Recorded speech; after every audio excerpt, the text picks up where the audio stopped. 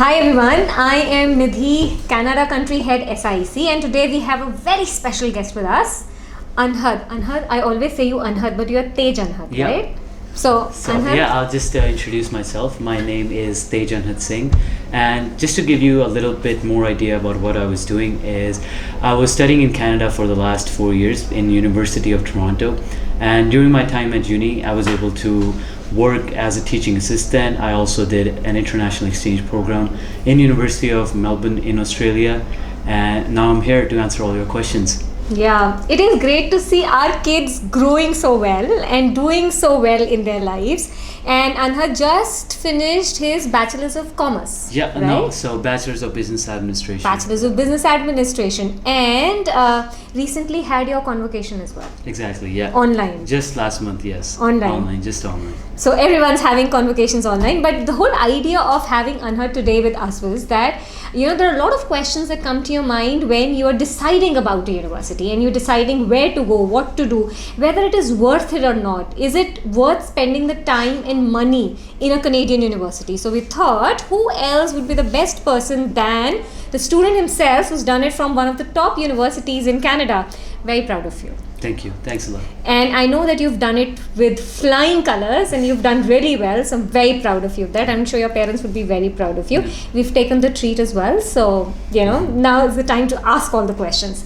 So Anand, first things first, right? Before you go, before you decide a university or you decide that whether Canada is the right place or not, whether this university is right or not, what are the things, what are the factors that students should take care of before taking a decision of a particular university? How do you do? Yeah. So I think the first thing that comes to my mind when I think about anything relating to university or education is the course load and the courses that are offered at the university. तो अगर कोई भी student है जिनको कोई भी एक specific subject पसंद है in Canada specifically, so in a university there are specific courses for each of those subjects. And I think the first and foremost priority of every student going to Canada is selecting their courses, looking at the university and different universities and seeing which courses do they actually want to do and which program they're interested in. I think that's the first and foremost thing. After that, everything else comes. So Anhad, supposedly someone has to look at the course detail. So it obviously you just go to the website and look at it. Did you went into more details, or it was just what's given on the website? And how do you make sure that your research is thorough in terms of courses that you're going to pick? So if you select a course or if you select a college or university, you can go to their specific department that you are interested in. Let's say if you're a commerce student, you're probably interested in the management or commerce department. Then you go to their department and then you see the different degrees that are available at the university. And in those degrees, information about the required courses will be given. So which courses will the university get taught in first year, in second year, third and fourth year. So the students can click on each and every course and get an introductory summary about what the course actually talks about. Okay. And if they have any questions, there are academic advisors assigned even before you get admitted into the university. Even before? So yes. Even if after you've applied, am I correct? Exactly. Okay. Yeah. After you've applied, you are assigned academic advisors. Yeah. So you can contact anybody in the department. It's free of cost. They won't ask any questions for you. You're just interested in getting into their university. Anybody who's coming to university, they'll welcome them with and you can ask questions about any of their courses, any of the programs that you're interested in, and see which professor is teaching that course. And there's this underrated tool called Rate My Professor, which is especially it is very popular in Canada and US, where you can actually search the name of the professor and then on that website and see what are the reviews of the professor, which courses does that professor teach. Okay. So yeah. And what are you choosing? So academic advisors. So the basic point is the academic advisors are there to help you while you're choosing your programs. Exactly. And initially itself, choosing the right course is really important, right? That's the first step. So once the student is clear that, let's say I have to choose commerce or business administration, now to get into a university like University of Toronto is one of the dream for a lot of kids, and they want to be in the best. How does a student builds on his or her profile from India? So what did you do to get into University of Toronto? How was it? And what can kids do? What do they look for? What can kids do to build the profile? So of course grades are the first and the foremost thing, but let me tell you a personal story that before I even had my actual 12th grade results. I was in University of Toronto based on my expected results, and my expected results were 80%. That's it. And but That's in less. actuality, I got 93%. Right. And just because of some personal things, I couldn't get anything more than 80%. But I want to tell this story just to give you an idea how not important education is and getting into University of Toronto. It is, but it's not the most important thing. You have to have extracurricular experiences in terms of sports, any debates, any inter-school competitions that you've been part of. And sports at the highest levels, they really, really, they value that. And even and one of the more underrated experiences that people, especially students in India, that don't do is volunteering. So we have to volunteer, whether it be with a blood bank or organizing a charity drive. Very important. That volunteering event is going to reflect on your resume even 5 years after graduating. So volunteering, any extracurricular activities and sports or education, they're all very, very important things. I think they should be balanced out. Let's say in your 12th grade you don't have a lot of time. Of course, it is very hard for any student to actually do a lot of extracurricular activities in their 12th grade because of the pressure that's mounting on us. So I think to balance it out, if you have a dream of going into a big university, you should start preparing for it as soon as you enter high school. Grade 9th, grade 10th, grade 11th should all be allocated to extracurricular. And it's often said that grade 11th marks are not as important as grade 12, which is actually true. They won't consider your grade 11th marks as your most important marks. It's grade 12th and then grade 10th. So you have those 2 years where you can focus more on extracurricular. It's not about forgetting about studies at all. It's about developing time management skills, which will you'll get to with time actually. So you feel grades, sports, extracurriculars, which can be in different areas, whatever the student is involved in, and volunteer activities. Am I correct? Exactly. So I won't rank any of them because every student has their own, specific passion. Some people are interested in dramatics, or some people are interested in sports. So whatever works out for you, you should get involved in it as soon as possible. Got it. That helps. So anyone who's planning should actually start planning lot in advance than coming in year 12 and then planning for the top universities. Correct? Yeah, exactly. Yeah. Okay. So finally, when you get into University of Toronto, and that's the most exciting part. Everyone's excited going. But what I've seen is that the first year generally can be very difficult because of the intensity of studies.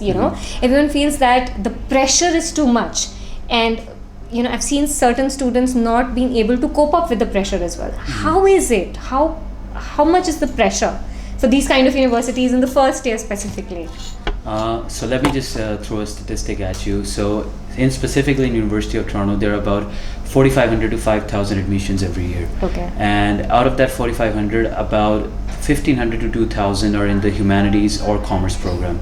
I'm going to talk about more personal experience right now. So out of those 1,500 and 2,000 students, most of them want to go into Bachelor's of Commerce or Bachelor's of Business Administration. At University of Toronto, Bachelor of Commerce requirement for getting into for the second year is about 3.3 out of 4.0, which is somewhere about the 75%, 76% range. And only 300 students make into it, which is a big, and in the Bachelor's of Business Administration program, only 60 people actually make it in 1 year. So out of the 2,000 people that get into university, into the specific programs, only 60 of them go through into the next year. That's it? Yeah.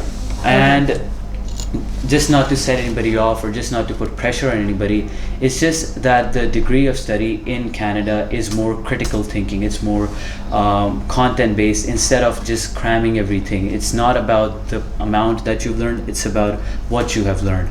So you have to go in depth about every course instead of just learning everything. So that's more that what we're not used to in India. So that's why the adjustment takes a bit of time.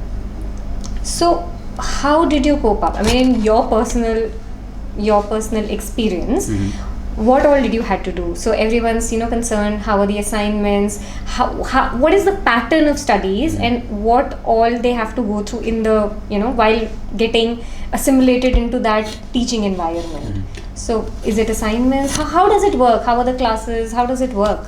So first and foremost thing you have to do in Canada is make the most of your time. You can't waste time when you're in Canada.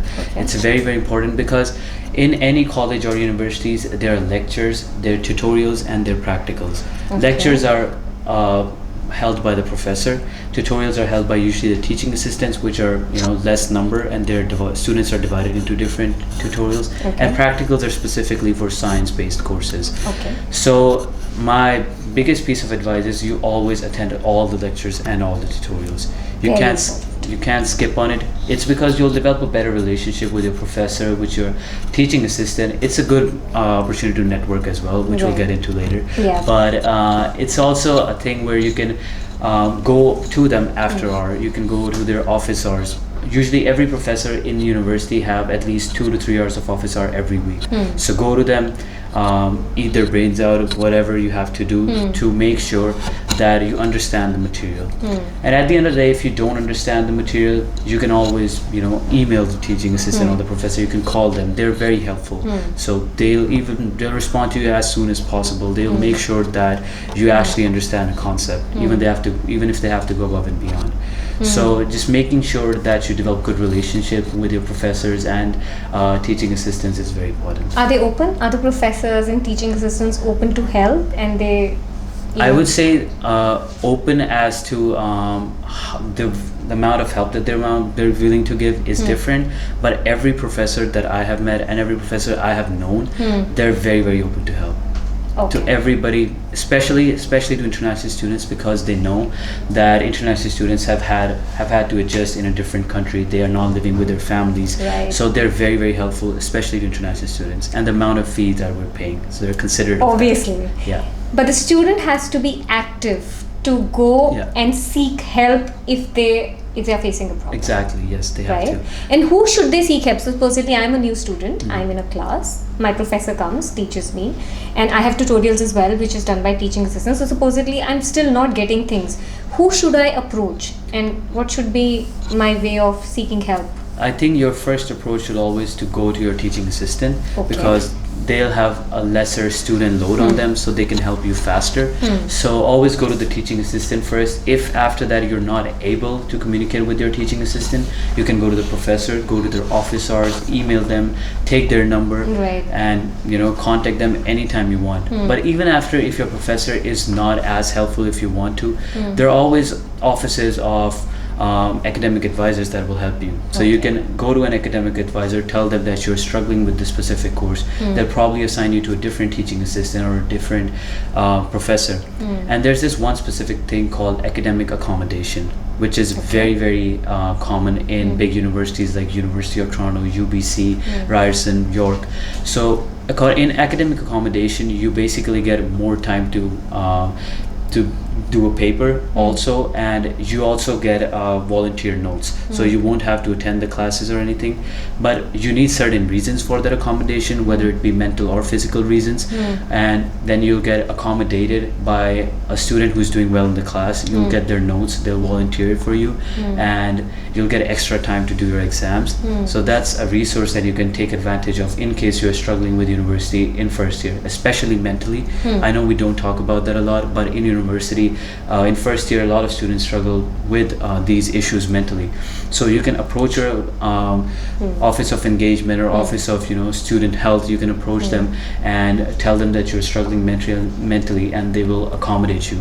Right. You picked such an important point, Anhad, because anyone who I've spoken to, actually any of our students, who I speak to, the first thing that they say is that one of the key aspects while you're there as a student to be a success is strong mental health. And in case you're struggling, you have to seek help.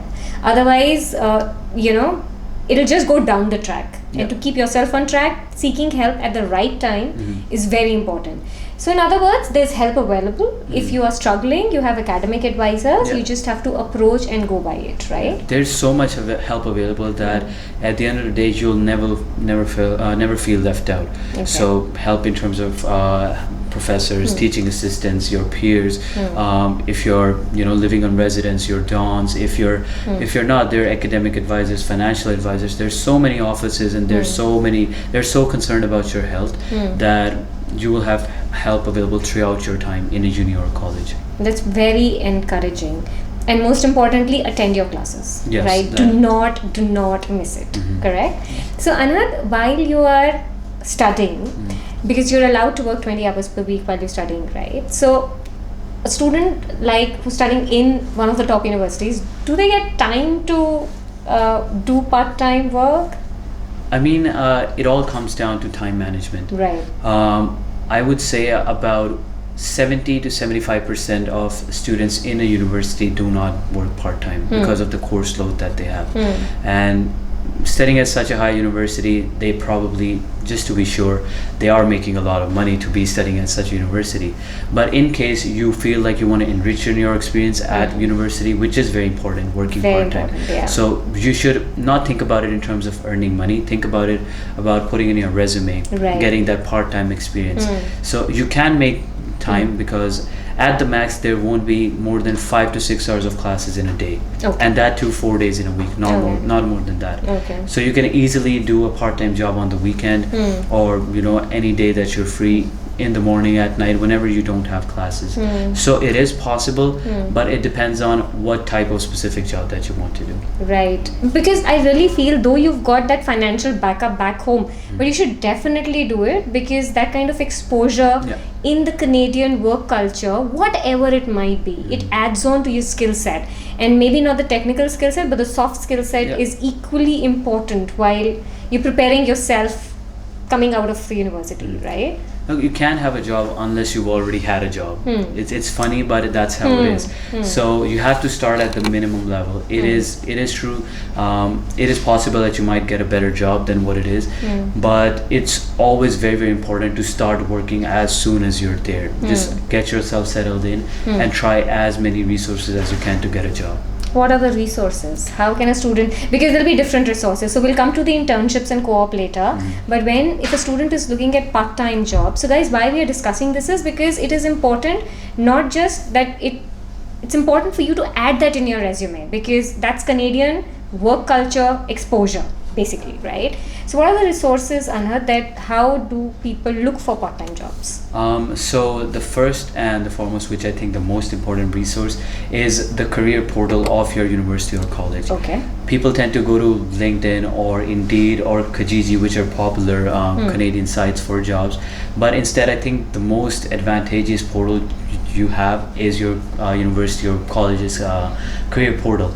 So I say that because those jobs are specifically available to students in that uni or college. Okay. So they get first access, and they for part-time jobs also? Yes, for part-time jobs. So you can have casual jobs, you can have on-campus jobs, which are such a good resource. You can just work on campus, you can meet more people, and then of course the university will pay you higher than what you're getting outside of campus. Very true. On that portal you can go and search for on-campus jobs, and then off-campus jobs. Even with the university, there's so many off-campus jobs, and just getting that first job, it'll be easier if you search on with the portal. And at the end of the day, if even the portal is not working for you, there are so many other websites and so many things that you can do. If you want to work at a specific company, whether it be McDonald's or any other fast food chain, or if you want to work in clothing or retail, you can just go to their website or maybe drop off your resume in the store. And even if you think it's not working for you, you definitely have career advice throughout your university. So even if it's for a part-time job with a fast food service restaurant, you can still get career advice from the university. So there's a lot of support system that's available to you, right? And while we were having this conversation, you said about volunteer work. How important is volunteer work while you are in the university? So one volunteer work is before you go into the university to build your resume, right? Sorry, not build your resume, build your profile. While in the university, how important is volunteer work? I believe volunteer work is one of the most important things. So if I tell you the statistics about what is important about for getting a job in Canada, the first and foremost thing is an internship, and the second most important thing is volunteering experience. So you have to volunteer in university, whether it be volunteering outside of university or with the university institution or department, you can do that. But it is very, very important. And just to tell you about the resources that you can use to volunteer, you can ask your teaching assistants. Those people are the ones that you can definitely get in contact with, because they're always upper year students who have been through your shoes. Right. So they will tell you more about the volunteering experience. And at the end of the day, you have your career advisors, you have your student success reps. There are so many positions in that office that you can contact anyone about volunteering. And at the end of the day, if you're not getting enough opportunities by any chance in the university or college, there are so many other companies that you can volunteer with. There is Teach English, there is Red Cross, there is Amnesty International. You can volunteer, you can even travel with those, and so many opportunities available for volunteering. And good to know about that volunteer experience that you just mentioned. I'm curious, how did you get the TA job placement with the university? So to start, a teaching assistant job opportunity is available to any student who has scored 4.0 or higher according to Ontario standards, and 4.33 or higher. 4.33, which is the full credit that you can get. So 4 on the scale of 4.33? No, 4 in Ontario, 4.33 in British Columbia. So you had 4? Yeah. 4 on 4? Yeah, exactly. So basically 4.0 in a university is anywhere above 85%. Okay. So anything less than that, 80 to 84 is 3.7, and then To me it sounded 100 out of 100, 100%. You can say it, but it's anything above 85%. Right, yeah. right. And so to start with a teaching assistant position, you have to have that mark. And then if you know the professor, it's even better. If you've been an active listener, they'll probably prefer you in a teaching assistant job search. But to start with it, only marks are important. You don't need to have anything else on your resume. Once you have one teaching assistant position, you can get any of them as you want, because they always rehire. They prefer rehiring a student over hiring a new one. So you're set for the next 4 years if you get hired in your second year. Sorry. So in the first year you work hard, get your grades. Exactly. Be a good listener so that there is a communication with the professor as well, and then you have get chances to get into this position as well, right? So you have the chance to get into it, and you can have it for the next 3 years. It's good part-time experience, and it's good money. Can I ask you how much were you earning? Yeah, so per hour? in my second year, it was actually $45 an hour, and wow, over man. time now it went to $48. It keeps increasing every year. So in any university, not even University of Toronto, every university, because of their strong union association, they have really, really high pay for teaching assistants. And you do it after the first year? Yeah, it's recommended. A lot of people don't actually start in their second year. They usually start in their third or fourth year because they need more time to settle in. But if you do it in your second year, that is much more helpful. Yeah. Okay. It's very beneficial. So that's good information. Another thing, Anhad, you've got 4 years, right? So obviously, we'll come to that later, that what do employers look for from a graduate of any Canadian university? What are employers looking for precisely? But before that, how do you as a student make best of that entire 4 years student experience so that you're ready for the work later? I think there are so many things that you can do in university. From day one, when you set foot in the university, there's Frosh Week, of course. When you have all the university or college clubs in front of the university, and you can join any of them that you want to. You can literally join all of them and be in their email list, and you get daily or weekly updates on what's happening. And so many events are happening on campus, whether it be a job fair, whether if you want to work a part-time job with the library, the bookstore, or if you want to get involved by getting into a teaching assistant position, or volunteering with the university, volunteering for their events. Or whether maybe you want to go on an exchange experience. Universities have so much funding to fund anybody who wants to go on an exchange experiences. I myself got funded $6,000 just to go to Melbourne. So all my expenses were pretty much covered, the flights and residing there. And you don't have to pay any extra fee. Your fee for an exchange program goes to your personal uni. So whatever you've paid for University of Toronto for Yeah. those particular subjects, Yeah. you go and study those subjects in whichever exchange university Yeah. you're going for, and you went to University of Melbourne, right? Yeah, and And your living was also funded. living is funded because you get you generally in any big university there's 70% chance you'll probably get funded for international an exchange program because there is so much funding for these study abroad programs. And at the end of the day, the most important thing about study the exchange program is that your grades don't count. Right. So if you go to study in a different country, your credits will count. The amount of courses that you do will count, but the grades that you actually get at the university will not count at all. So whatever you're studying, the grades are at University of Toronto, they will remain your grades. Yeah, they will Am I remain your correct? grades. Yeah, Okay. your grades won't be affected. Your final transcript won't be affected by your exchange experience. Do you think it was a good experience? It was worth it, like you going to Melbourne, studying? I think it was How probably it my helped? best experience out of university. So I know it is very hard for us international students to go in a different country and then just relocate to another country Right. altogether after 2 years or 3 years. But I think it is very, very important to have that experience because as we mentioned before, what employers look for is that multicultural experience, that experience that you have traveled, you have seen different things. So very, very important, and you get to learn so much in a different country. True. And you get affiliated with you're at a university like University of Toronto or UBC. Such big universities have connections with some of the biggest universities in the Right. world, and then you have the chance to go and study at such university. It's an achievement in altogether itself. So, are there certain students were selected? What is the selection process of a study abroad or study exchange students? And what do you need to do to really get that opportunity? Mostly it's the grades that are important. So what grades do you have? Grades are not, of course, the most important thing. There's a minimum requirement of 3.0 or 3.3 per university, but at the end of the day it comes down to what type of experiences you've had before the exchange. Okay. So any volunteering you've done with university, or it's just a cycle. You have to start it in the first year and then it just keeps rolling itself. So any volunteering experience, part-time experiences, it's always going to be helpful. So how active you are right from your day one Yeah. in the university is what matters a lot during Exactly. your entire 4-year experience and exposure, right? You have to be fully active in those 4 years if you want to get out of university with the best experience possible. You have to whatever your passions are, you should definitely explore a lot of other things. If you're not passionate about something, you actually might become passionate about something if you explore that option. So Keep doing it, keep at it. So just keep adding. What's the loss out of yeah. it? You might just True. waste like 2 hours, 3 hours if you go to an event, but at the end of the day you're gonna meet a lot of people and learn a lot of things. So I have now 2 very important questions for you.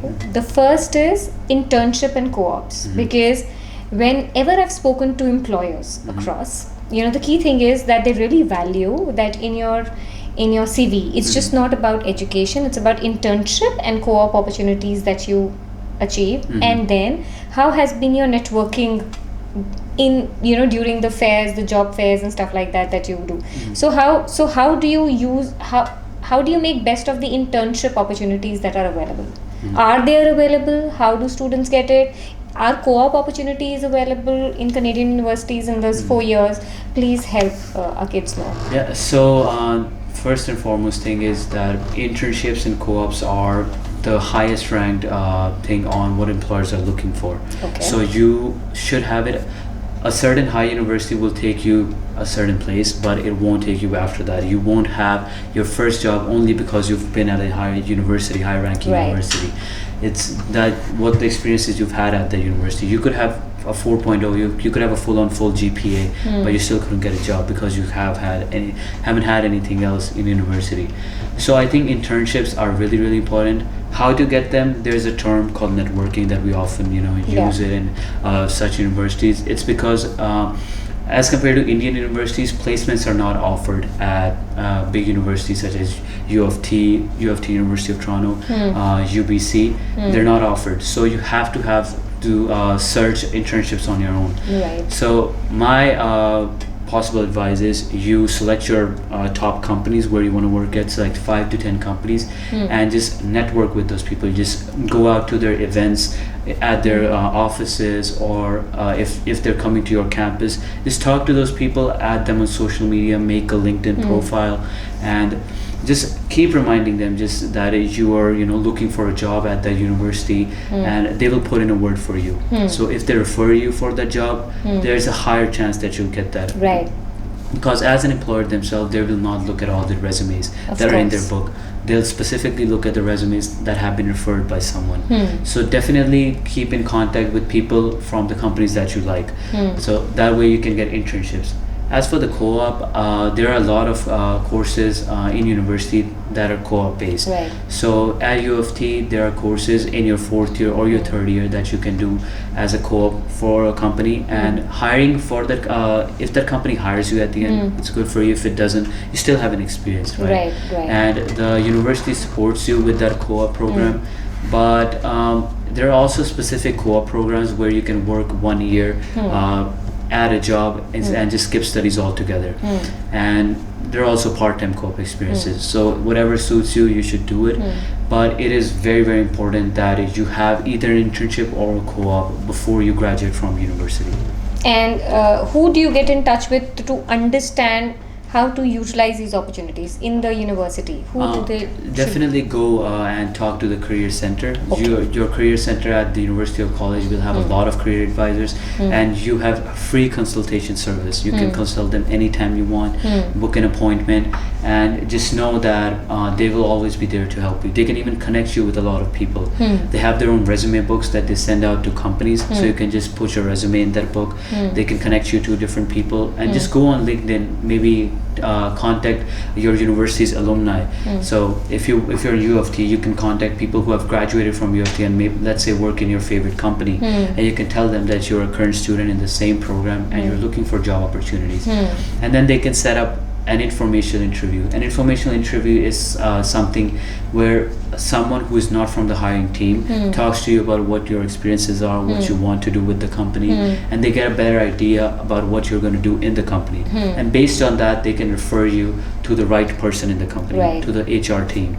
So very important to get in touch with the career center as soon as possible. At the university. Yeah. So, listening to you, it seems that the most important aspect is one to use it in the best, be very, very active while you are at the university, and try to utilize as many opportunities that the university has laid out for you, because there's so much of support system that's already available, right?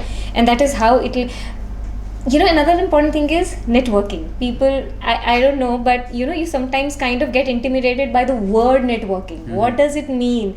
How do you go by networking? What do you do? How did you got into being at ease at networking? You just have to remember that networking, you and the other party that you're networking with, whether it be an employer or someone who works at a company, you shouldn't be intimidated by them because they're not going to hire you or fire you on the spot. True. Simply that. You can make your first impression, but your first impression is, of course, not the most important thing. Let's say if you get intimidated by someone, in person, you can definitely reach out to them by email or through LinkedIn. Maybe set up a coffee chat online. Maybe just talk to them on Zoom, or just set up a phone call. And you can easily, you can ease into that position of talking to them in person. Let's say if it's a job fair, and you can go to the job fairs with your friends, then you will probably be in a less intimidating setting. And those job fairs are usually there just to help you with the hiring process. The companies have come there to explain to you. So you're not there to actually network with them. They have come to your university to network with you. You have to make the best use out of it. So they will explain anything to you. They will have time for you even after they're done with the fairs. You can just email them and let them know that you really, really liked, and just reach out to them after. So just make sure that you ask all the questions that you have to. Just don't feel intimidated at all, because they're there to hire you and to help you. Those companies are looking for you, and you're not looking for them. Of course, you have your you have your favorites, but at the end of the day, they want to hire someone from a high university, which is why they're coming there. So there are a lot of companies that come on campus at University of Toronto. Yeah, so lots of companies come to campuses. If you're on the East Coast, there are definitely business companies. There are consulting companies. There are accountancy firms.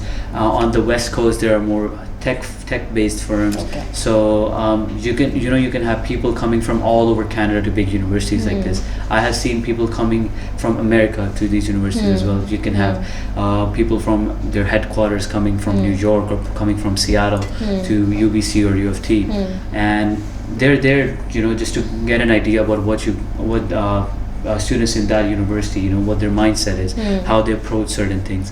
So they're there to just get an idea about what to do, with that, with you actually.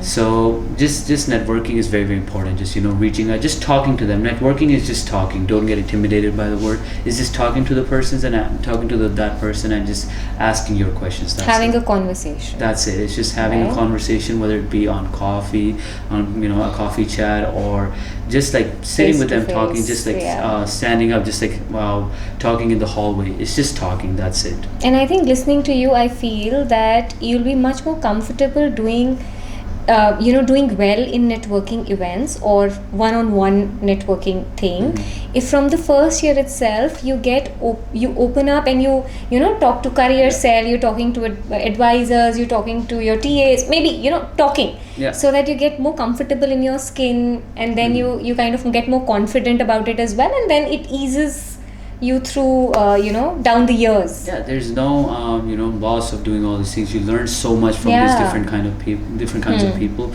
and you'll actually prefer spending time with someone who's much more knowledgeable than you, because you learn so much. You have to have that open mindset, that open learning mindset, where you're there to learn something. You're not there to tell them that that you don't want to learn or anything, or you're there to talk about your resume, or you're there to talk about your skills. You're there to listen to them, to see what they feel, and then after you've listened to them, you base your resume on what they have said, on what they want from you. Right. And I really feel that all of you have, you're so young. You have years of that experience in front of you. So you learn as much as you can during that entire experience, and you'll grow exponentially, whatever you're doing, personally as well as professionally, right? Yeah. So there are 4 years of university, and there's so much time that you have, because a lot of most students take summers off, so you have that summer off time to either do a part-time job, to do an internship experience, to even go on study abroad programs or exchange programs. So there's so much time at university that you can use. Right. And another thing, Anhad, you finished your studies, right? Most of the people look at all these experiences so that they can get jobs at the end of the day, and they're looking for good jobs, right? I know that you've already sat in certain interviews and you've been looking for jobs, full-time jobs after you started looking for jobs obviously before even you have finished your final year, right? Yeah. So, sorry, you were going to say something? Yeah, I was just going to say that the quicker you start job searching, it's very, very important to just start in your first year. Like if you have an interview or just an internship in your after your first year is done, right, you're definitely going to have a really, really high paying job in your fourth year. Okay. The faster you have an internship, the more experience you have. It's very important. Don't start job search when you're in your fourth year. You won't get a full-time job if you have no part-time experience. You're right. You have to have that part-time experience or that internship experience. So start searching as soon as possible. So basically some kind of industry exposure. Yeah. And you start looking for full-time jobs in your final semester in terms of full jobs that you will be doing after your studies, right? So most big companies, if you want to work for any of the major companies, they start just like university admissions, they hire a year prior. Oh, so for the full-time jobs also? Yeah. So they hire a year in advance. A year prior, yeah. Okay. So if you're starting out in September, then they'll probably hire you they'll have their hiring process done by March or April. They'll have that done. So you can send in your resume by January, February. January to March is the boom period when all the jobs open up. Okay. And October to November, before the year before, is generally the early period. Similar to university admissions, October to December is the early period. After that is the normal period. But even if you do skip out on it, there are a lot of chances you can still make it up by the time September rolls by the time you graduate. So yeah. So how has been your experience in regards to while you were applying for full-time jobs, which you would be doing after graduating now? What do employers look for? What are they looking for while they look at your resume or your CV, after your studies? So first of all, they're looking if you have. There's this thing called a T-chart. Okay. So how to use a T-chart is, if you want to apply to a certain job in a certain company, you have the job description, you have the details. So put those details in one side of that chart, and on the other side, structure your resume based on what the description has been provided. Okay. So if a company requires you to have Excel or requires you to have teamwork or leadership, all these soft skills, you structure your resume to highlight those skills in your resume. Okay. So the more compatible your resume is to the job, to the job posting, to the job posting, and the higher chances you have of getting a job, getting into the first stage and then interviewing. Because after interview, your personality is going to reflect, and then if you believe you're confident enough in your personality, then it won't be a problem for you to ace the interview. But it's just the first part of getting the resume in, whether it be by referring through networking or using this T-chart method is very important. That's very important. Thank you, because we have a very different way of looking at, we just submit the resume. So there's a lot of work that you have to do before submitting your right resume to a company that you're looking forward to work full time, right? Never ever use the same resume to any two jobs. Okay. Always structure a resume based on the job that is given. So because if you have a similar resume, of course you're not going to have more than, in any person's case, you're not going to have more than 5 or 4 relevant experiences. You just have to structure them differently. You have to word them differently so that it fits the job posting. So just always remember to use this method to to structure your resume based on that job. Got it. And were you able to figure out what companies look for? Like, if you're applying, do they look for communication skills? Do they look for experience in your resume? How do they rate you? They look for everything. They look for everything. The job search is so hard that they expect 5 years experience from a student who's just coming out of university. So just make sure that you have a lot of different skills, but not that saturated. You have the specific specialized skills that is required for the job, and at the end of the day you have that personality that reflects out of the resume. I know sometimes it sounds fake that how can I reflect my personality on a piece of resume. It's just that you need to be genuine about your experiences. You need to have the specialized experiences as well as having a lot of different experiences on your resume throughout your university career, whether it be volunteering, whether it be as you mentioned before, study abroad, internships, case competitions specifically for commerce management students, or even for any type of students. There are a lot of case competitions that happen on campus that give you so much outreach, and you have monetary prizes at the end of the day. So just be reflective of the job posting. Got it. So that all that matters. So every student who's coming in have their own budgetary requirements. Have every student, every family is different, right? Now there's certain, obviously, if you're able to, because University of Toronto is an expensive university, it's damn expensive, right? So if you're able to have that kind of support system in terms of backup of budgets, then it's fantastic. What I want to tell students is that sometimes budgets can be a constraint, right? In terms of job market in Canada, supposedly, is it so that if you've not studied in, let's say, top 5 universities, you are at a loss? Or study well, whichever university you're doing, if you're able to study, because obviously once you've done it from University of Toronto, once you will definitely look at the resume and say, oh, University of Toronto, right? But supposedly someone's budgets don't allow, or something doesn't allow. So if they're not studying in, let's say, top 5 or top 6, is it the end of all anything? How does it work in the job market in Canada? Not at all. Ranking is probably one of the least important things when you're looking for a job in Canada. So it doesn't matter if you've graduated from U of T or UBC or just graduated from University of Windsor or Waterloo or some other university. It matters what you've done at that university. Of course, a certain ranking will give you more opportunities in terms of the job fairs where you have more employers coming into your university, or maybe you'll have that certain edge with certain people. I don't think out of all the interviews I've had, it's only 10% to 20% of people that ask me if I have graduated from University of Toronto. The rest of them, they don't care at all if I've even graduated from a Sheridan college or just a simple college I've done a diploma. I think ranking we have a perception, especially in India, that ranking is very, very important. You have to leave that perception when you go to Canada. Ranking is not at all important in Canada. So what you need to do is basically select your courses. Your specialized courses based on the uni is very, very important. Instead of focusing on ranking, focus on what specialized courses are provided in a university. And employers generally look for those specialized courses over universities. I know certain old universities have set up a ranking, but in this technological age, new universities are, they have advanced more than these old universities. They have better systems in place. It's just that they're not that old enough to be ranked high. So that's the basic case. And as you mentioned, budget. I think out of all of us, 70 to 80% do have budget as a constraint. So in order to plan that, as I mentioned, these higher ranked universities have a higher budget, require a higher budget. But these certain universities that are not as high as them, they don't have a budget problem. So if budget is your major concern, just forget about ranking at all. Just think about the course specializations, which is important.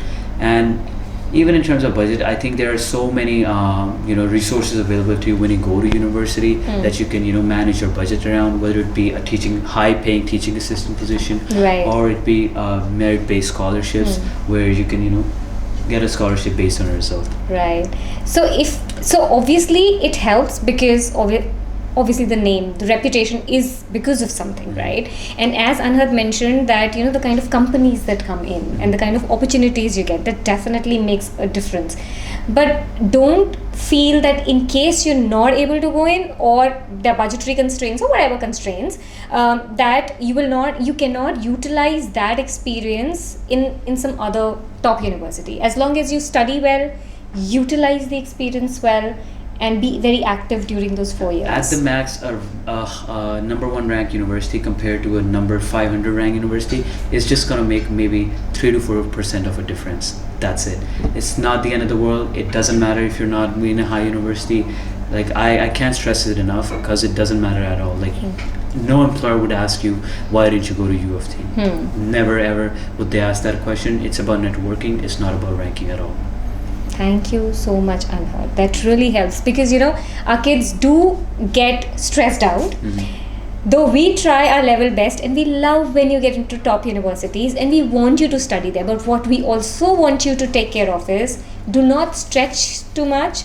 Your parents should be comfortable, you should be comfortable, and it should not happen that any one of you is in a problem in case you're looking at other universities. So at SIEC we really emphasize this a lot so that everyone's doing well in whichever area and university you go to. And when you get graduated from University of Toronto, we are as much on cloud 9 as a student is. So Anhad, congratulations once again for your passing with amazing grades from University of Toronto. We're very happy for you, and we want you, I really hope that you get into your dream company as soon as possible. And thank you so much for, joining in and helping our students with all the questions. Do you have any words of wisdom to give now as well as the parting words? No, I think we've pretty much covered everything. But I think it's just important to make the best out of your university time or your college time. Just remember, instead of laying down at home, it's better to just go out to any event that you want to, or even if you don't feel like it, just make the best out of your time. Have to get up. Yeah. And do it. Thank you, Anhad. God bless you. Thanks.